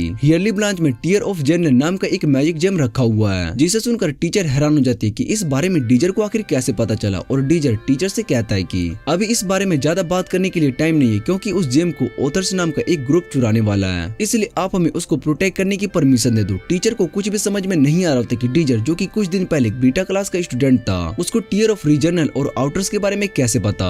वो इस बारे में उससे पूछती है और डीजर टीचर से कहता है कि मैं आपको इस बारे में अभी कुछ भी नहीं बता सकता हूँ, पर अगले 10 घंटे में वो जेम आउटर्स चुराने वाले और हमें उन्हें रोकना होगा और मुझे पता है कि आप ही हमें यहाँ पर अपॉइंट कर सकती है। 10 घंटे के बाद हम एक ओल्ड मैच को देखते हैं जिसका नाम मास्टर जोड होता है और एक सोल्जर उनके पास आता है और वो मास्टर जोड को बताता है कि हार्लेली ब्रांच पर अटैक हुआ है, जिसे सुनने के बाद मास्टर जोड चेक करता है कि अभी उस ब्रांच की सिक्योरिटी कौन कर रहा है और तब उसे डीजर के बारे में पता चलता है। फिर हम रात को एक लड़के को भागते हुए देखते हैं, जो कि अपने हाथों में कुछ ब्रेड्स को लेकर भाग रहा होता है और तभी एक आदमी से टकरा जाता है। उसका ब्रेड नीचे गिरने वाला होता है, लेकिन वो आदमी अपने मैजिक से उन ब्रेड्स को गिरने से बचा लेता है और वो लड़का उस आदमी से माफी मांगता है, जिस पर वो आदमी उस लड़के से पूछते क्या तुम ठीक हो और उसको उठने में मदद करता है और वो लड़का उस आदमी को थैंक्स बोलता है। फिर वो आदमी उससे पूछते कि तुम इतनी जल्दी में कहाँ जा रहे हो, जिस पर वो लड़का बताता है कि मेरा छोटा भाई मेरे लिए वेट कर रहा है और इसीलिए मैं उसके लिए ब्रेड लेकर इतनी जल्दी जा रहा हूँ। जिसे सुनने के बाद वो आदमी उससे कहता है कि अगर ऐसी बात है तो तुम्हें जल्दी जाना चाहिए, पर रात को इस तरह से बाहर जाना बहुत ही खतरनाक होता है। वो लड़का उस आदमी की बात समझ जाता है, लेकिन तभी वो आदमी उन ब्रेड्स को नीचे फेंक कर क्रश कर देता है। ये सब देखकर वो लड़का बहुत ही ज्यादा हैरान हो जाता है। फिर हमें पता चलता है कि उस आदमी का नाम क्राइकेन था और वो वहाँ से जाने लगता है। तभी उसके पास उसका गार्ड आ जाता है और वो क्राइकेन से पूछते क्या उस लड़के को खत्म कर दूं, पर क्राइकेन मना कर देता है और कहता है कि अभी हमें जल्दी से उस मैजिक टावर के पास पहुंचना होगा। और दूसरी तरफ हम उस लड़के को देखते हैं। इधर क्राइकेन अपना मास्क पहन लेता है, जिसके बाद उसके पीछे बहुत ही सारे सोल्जर्स आ जाते हैं। वो सभी उस मैजिक टावर के पास आ जाते हैं और अपने मैजिक से टावर का बैरियर तोड़ने की कोशिश कर रहे होते हैं और वो बैरियर उनके मैजिक से नहीं टूट रहा होता है, जिसे देखकर क्राइकेन सोचने लगते हैं कि इस बैरियर को तोड़ने के लिए हमें अलग अलग अटैक करने होंगे। जिसके बाद वो कुछ गार्ड्स को बैरियर पर अटैक करने के लिए भेजता है। वो सभी बैरियर पर अपने वेपन से अटैक कर रहे होते हैं और बाकी सभी गार्ड्स अपने मैजिक का यूज करके अटैक कर रहे होते हैं, जिससे कि वो बैरियर टूट जाता है। और जैसे ही वो अंदर गेट ओपन करने जाते हैं तो क्राइकेन वहाँ पर बहुत ही सारे सोल्जर्स को दिखाई देते हैं, जिन्हें देखकर वो हैरान हो जाता है और सोचते हैं क्या इन सभी को हमारे आने के बारे में पहले ही पता चल गया था, जिस वजह से इन्होंने टावर की सिक्योरिटी को बढ़ा दिया। फिर क्राइकेन अपने कुछ गार्ड के साथ इनविजिबल होकर आगे चला जाता है। यहाँ गार्ड्स उन सभी आउटर से फाइट कर रहे होते हैं और दूसरी तरफ क्राइकन अपने गार्ड के साथ उस रूम में आ जाते हैं जहाँ पर मैजिक जेम रखा हुआ होता है। क्राइकन अपने गार्ड से उस बैरियर पर अटैक करने के लिए कहता है और वो सभी मिलकर बैरियर पर अटैक करना शुरू कर देते हैं, पर उनके अटैक का उस बैरियर पर कोई भी असर नहीं होता है, जिसे देखकर क्राइकन उनको पीछे हटने के लिए कहते हैं और उस बैरियर के पास आकर अपना मैजिक यूज करता है, जिससे कि वो बैरियर टूट जाता है और वो जैसे ही उस जेम को टच करता है तभी उसको पीछे से आवाज सुनाई देती है और ये आवाज असल में परम की होती है। क्राइकन उस जेम को अपने पास छुपा लेता है और परम उन सभी आउटर्स को सरेंडर करने के लिए कहता है, जिसे सुनने के बाद क्राइकन कहता है कि तुम्हें लगता है कि हम तुम्हारे आगे सरेंडर कर देंगे। फिर वो परम से पूछते हैं कि तुम्हें मेरे आउटर्स के बारे में कैसे पता चला, और इतना कहने के बाद वो आगे गार्ड्स को परम पर अटैक करने के लिए कह देता है, लेकिन परम उनके सभी अटैक से बचते हुए अपनी सूट से हरा देता है, जिसे देखकर अब क्राइकन को गुस्सा आ रहा होता है और वो अपने मैजिक का यूज करके परम को पकड़ लेता है और उसको दूर फेंक देता है। फिर वो दोबारा से परम को अपने मैजिक से पकड़ने की कोशिश कर रहा होता है और परम उससे बचने के लिए पीछे जा रहा होता है और तभी वो एक रूम में आ जाता है। फिर क्राइकन सभी को एक साथ परम पर मैजिक से अटैक करने के लिए कहता है और वो सभी परम पर अपने मैजिक से अटैक करते हैं, लेकिन तभी ऊपर से विंड मैजिक आता है और सभी मैजिक अटैक को खत्म कर देता है और असल में वो रोमांटिका ने किया होता है, जिसे देखने के बाद क्राइकन सभी गार्ड्स को उसको प्रोटेक्ट करने के लिए कहता है और रोमांटिका लगातार विंड मैजिक से अटैक कर रही होती है। इन सब से क्राइकन बहुत ही ज्यादा मुश्किल में पड़ गया होता है और तभी परम आकर दो गार्ड्स पर अटैक करके उन्हें मार देता है। फिर वो वहाँ के एक गार्ड से लड़ रहा होता है और तभी क्राइकन वहाँ जमीन में गड्ढा कर देता है, जिससे कि परम और गार्ड दोनों उस गड्ढे में गिर जाते हैं, पर परम किसी तरह से बच जाता है, लेकिन वो गार्ड उस गड्ढे में गिर जाता है। परम क्राइकन से कहता है कि तुम्हें अपने लोगों की भी फिक्र नहीं है और क्राइकन बताता है कि उसके जैसे गार्ड्स मेरे पास बहुत ही सारे हैं। फिर परम उस पर अटैक करने के लिए आगे बढ़ता है और क्राइकन अपने मैजिक का यूज करता है, जिससे कि उसकी बॉडी को बहुत ही सारे स्टोन आर्मर की तरह कवर कर लेते हैं और उसकी वजह से परम का कोई भी अटैक उस पर काम नहीं कर रहा होता है। परम लगातार उस पर अटैक किए जा रहा होता है और तभी रोमांटिका भी अपने विंड मैजिक से अटैक करती है, लेकिन उसका मैजिक भी उस आर्मर पर काम नहीं कर रहा होता और यहाँ क्राइकन को रोमांटिका की लोकेशन के बारे में पता चल गया होता है। वो उस पर अटैक करता है, जिससे कि रोमांटिका सामने आ जाती है और फिर क्राइकन रोमांटिका से पूछता है कि इन सब के पीछे असली मास्टरमाइंड कौन है और तुम्हें मेरे यहाँ आने के बारे में कैसे पता चला, पर रोमांटिका कुछ भी बताने से मना कर देती है, जिसे सुनने के बाद क्राइकन उन दोनों से कहता है कि मैं तुम्हें अब बहुत ही बुरी मौत देने वाला हूँ, लेकिन रोमांटिका को उसकी बातों से कोई भी फर्क नहीं पड़ रहा होता है और तभी वो रोमांटिका पर अपने स्टोन से अटैक करता है, जिसे परम अपनी सोर्ड से खत्म कर देता है और रोमांटिका दोबारा से अपने विंड मैजिक का यूज करती है, जिसे क्राइकन अपने आर्मर से ब्लॉक कर लेता है और कहता है कि तुम्हारा ये कमजोर अटैक मेरा कुछ भी नहीं बिगाड़ सकता। फिर रोमांटिका भी स्टोन से उस पर अटैक कर देती है और यहाँ क्राइकन भी अपनी स्टोन से अटैक करता है। दोनों के अटैक की वजह से वहाँ पर बहुत ही स्मोक आ जाता है और तभी उनके अंदर से परम बाहर आता है और वो सीधा क्राइकन पर अटैक करता है, लेकिन क्राइकन को इसके बारे में पहले ही पता होता है, इसलिए वो परम के अटैक को रोक लेता है और अपने स्ट्रॉन्ग मैजिक का यूज करता है, जिससे कि वहाँ का रूम पूरा ही ब्लास्ट हो जाता है और क्राइकन एक बड़े से गड्ढे में चला जाता है। रोमांटिका परम के पास आती है और उससे कहती है कि हम क्राइकन से हार चुके हैं और परम कहता है कि वो सच में बहुत ही स्ट्रॉन्ग है, इसलिए हम डीजे से कहेंगे कि वो हमें और भी ज्यादा ट्रेनिंग दे, जिससे कि हम और भी ज्यादा स्ट्रॉन्ग बन सके। इधर क्राइकन टनल के रास्ते जा रहा होता है और वो सोचता है कि आखिर इन्हें मेरे प्लान्स के बारे में कैसे पता चल गया, शायद से मास्टर जो सही में बहुत ही ज्यादा स्ट्रॉन्ग पर्सन है, और फिर उस मैजिक जेम को देखकर खुश हुए जा रहा होता है। तभी वो अपने सामने उस लड़के को देखते हैं जिससे वो कुछ देर पहले मिला था और डीजर को अपना पूरा फेस दिखाता है। फिर डीजर क्राइकन से कहते हैं कि मैंने तुम्हारे हाथ पर अपना माना लगा दे, जिससे कि मैं तुम्हें हर जगह पर ट्रैक कर सकता हूँ। क्राइकन डीजर से बहुत ज्यादा इंप्रेस हो जाता है क्योंकि उसने बहुत स्मार्टली ये सब किया था और उसको इस बारे में पता भी नहीं चलने दिया। फिर वो डीजर पर अपने मैजिक से अटैक करने लगता है, जिससे डीजर अपने इनवर्स मैजिक से खत्म कर देता है और डीजर क्राइकन से वो मैजिक जेम वापस लेने के लिए कहता है। ये सुनने के बाद क्राइकन दोबारा से डीजर पर अपने मैजिक से अटैक कर देता है, लेकिन डीजर उन्हें अपने इनवर्स मैजिक से खत्म कर देता है, जिसे देखने के बाद क्राइकन अब और भी ज्यादा अटैक करना शुरू कर देता है, लेकिन डीजर उन सभी को खत्म कर देता है और क्राइकन से कहता है कि तुम्हारे, जिसे देखकर क्राइकन डीजर पर अटैक करने वाला होता है, लेकिन तभी डीजर ग्रेविटी मैजिक का यूज करके उसको नीचे गिरा देता है। क्राइकन ये देखकर बहुत ही हैरान हो जाता है और उससे कहता है कि तुम वाला ग्रेविटी मैजिक का यूज कैसे कर पा रहे हो। तभी डीजर उसके पास से वो मैजिक जेम ले लेता है और क्राइकन देखते है कि डीजर उस मैजिक से जेम की माना को एक्सट्रैक्ट कर पा रहा होता है और डीजर से पूछते है कि तुम ऐसा कैसे कर पा रहे हो, और डीजर उससे कुछ भी नहीं कहता और ग्रेविटी मैजिक का यूज करके और भी ज्यादा प्रेशर डाले जा रहा होता है। तभी क्राइकन अपने मास्क पर लगा बटन को प्रेस करता है, जिससे कि उस पर ग्रेविटी मैजिक खत्म हो जाता है और वो एक मोस्टर में ट्रांसफर होना शुरू हो जाता है। ये देखकर डीजर भी हैरान हो जाता है और मोस्टर मैक्स ट्रांसफर होने के बाद वो डीजर पर अटैक करना शुरू करता है, जिससे कि डीजर को बहुत ही ज्यादा चोट लगती है और डीजर उसके अटैक से बचना शुरू कर देता है और तभी वो दीवार के पास आ जाता है। जैसे ही क्राइकन उस पर अटैक करने के लिए जा रहा होता है, तभी डीजर अपने फायर मैजिक का यूज करके उस पर अटैक कर देता है, लेकिन इससे क्राइकन को कुछ भी नहीं होता और वो डीजर पर अपने मैजिक से अटैक कर देता है, जिससे कि डीजर दूर जाकर गिरता है। फिर वो अपने स्टोन मैजिक का यूज करते हुए कहते हैं कि अब तुम एक साथ अटैक को कैसे इन्वर्स कर पाओगे। इतने कहने के बाद वो स्टोन को यूज कर देता है और साथ में खुद को भी पंच करने के लिए आगे बढ़ता है, जैसे ही डीजर उन्हें इन्वर्स करने की कोशिश करता है तभी क्राइकेन वहाँ पर आ जाता है और उसको इन्वर्स मैजिक का यूज करने से रोक देता है। फिर वो डीजर को अपने अटैक से ऊपर फेंक देता है और नीचे उसके पास स्टोन बहुत ही सारे स्पिक्स बना देता है, पर डीजर उसको अपनी इन्वर्स मैजिक से खत्म कर देता है और क्राइकेन अपने मैजिक का यूज करके एक स्ट्रॉन्ग वेपन बनाना शुरू कर देता है जिसे डीजर इन्वर्स करने की कोशिश कर रहा होता है, लेकिन वो उसको इन्वर्स नहीं कर पा रहा था और वो तभी क्राइकेन पर उस पर अटैक कर देता है, जिसके बाद वहाँ पर चारों तरफ स्मोक आ जाती है और क्राइकेन उससे हंसते हुए कहता है कि आखिरकार वो उसके अटैक का सामना नहीं कर पाया। तभी उसका वेपन टूट जाता है और वो डीजर को देखते हैं जो कि अभी भी इन्वर्स मैजिक का यूज कर रहा होता है और डीजर उससे कहता है कि इस मैजिक को यूज करने में थोड़ा टाइम लगता है क्योंकि ये बहुत ही ज्यादा स्ट्रॉन्ग है, और उसके बाद वो मैजिक जेम से माना एक्सट्रैक्ट करके बहुत ही ज्यादा अटैक करके क्राइकेन के ऊपर कर देता है, जिससे कि अब क्राइकेन की हालत बहुत ही ज्यादा खराब हो चुकी होती है और वो हार मान जाता है और मरने से पहले वो डीजर से पूछता है कि आखिर तुम हो कौन। डीजर उसको बताता है कि इस बारे में तो मुझे भी कुछ भी नहीं पता और अपने फ्यूचर की मेमोरीज को याद करता है। तभी वहाँ पर परम और रोमांटिका आ जाते हैं और वो दोनों डीजर को ठीक देखकर बहुत ही ज्यादा खुश हो जाते हैं। फिर हम डीजर को क्लास टीचर के साथ देखते हैं जो कि उससे पूछ रही होती है कि क्या सच में तुम्हें रिवॉर्ड में यही चाहिए, जिस पर डीजर बताता है कि वो बस यहाँ के टावर मास्टर के साथ चेस खेलना चाहता है और उसके बाद वो मास्टर जोड के रूम में आ जाता है। डीजर याद करता है कि मास्टर जोड असल में उसके फ्रेंड थे जो कि उसके साथ शैडो वर्ल्ड में मारे गए थे।